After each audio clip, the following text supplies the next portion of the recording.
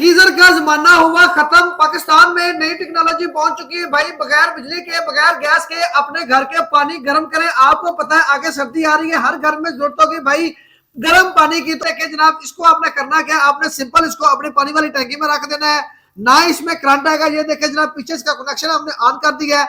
आप इसको हाथ लगा सकते हैं, हाथ से पकड़ सकते हैं। ये देखें जनाब आपको करंट भी नहीं लगेगा और आपका पानी भी ये गर्म कर देगा। जी सर, तो बताइएगा ये क्या चीज है, क्या कैसे काम ये करते हैं और बाकी राड से ये कैसे मुख्तलिफ है?